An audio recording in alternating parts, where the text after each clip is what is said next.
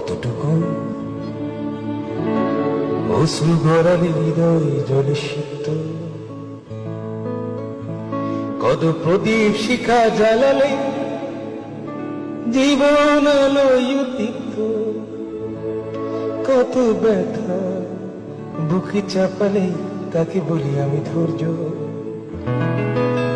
নির্মমতা কত দূর হলে জাতি হবে নির্লজ্জ। আমি চিৎকার করি কাঁদিতে চাহিয়া,